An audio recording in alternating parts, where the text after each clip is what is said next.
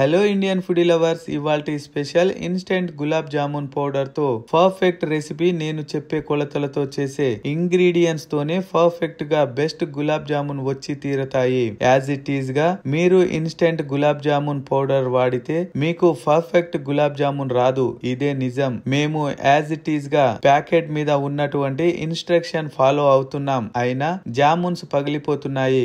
లోపల పచ్చిగా ఉంటుంది, లోపల ఉండ కట్టేస్తుంది. ఇలా రకరకాల ప్రాబ్లమ్స్ చెప్తున్నారు. కానీ నేను చెప్పే కొలతలతో చేయండి, పర్ఫెక్ట్ గా గులాబ్ జామున్ వచ్చి తీరుతాయి. ముందుగా ఒక మందపాటి గిన్నె తీసుకోండి. అందులోనికి 800 గ్రాముల పంచదార తీసుకోండి. ఇందులోకి 800 ml నీళ్లు పోసుకోండి. పంచదార నీళ్లు ఎంత తీసుకోవాలి అన్నది మీరు తీసుకునే జామున్ ప్యాకెట్ వెనుక ఉంటుంది. జామున్ ప్యాకెట్ వెనుక ఉండే ఇన్స్ట్రక్షన్ యాజ్ ఇట్ ఈస్ గా ఫాలో అయిపోవచ్చు. పంచదార కరిగి ఇలా పొంగొస్తుంది 7-8 నిమిషాలకి.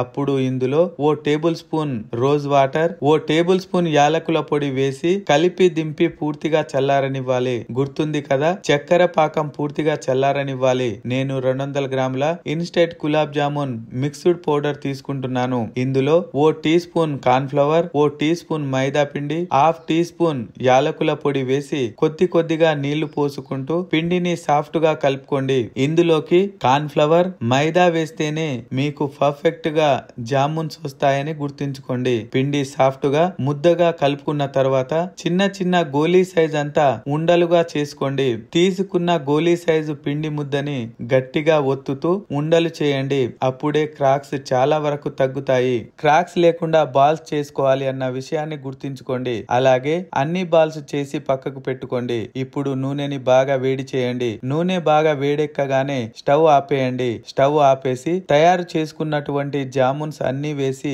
వీడియోలో చూయిస్తున్న విధంగా అలా వదిలేయండి. అవి అడుక్కి చేరి ఓ నిమిషానికి అన్ని పైకి తేలుతాయి. తేలకుండా అడుగంటి పోయి ఉన్న వాటిని ఒక చెంచాతో ఇలా కదిపితే అన్ని పైకి వస్తాయి. అప్పుడు స్టవ్ ఆన్ చేసి మీడియం ఫ్లేమ్ మీద ఉడికించండి. గరిటను ఆయిల్ లో పెట్టి ఇలా తిప్పుతూ వేపుకోండి.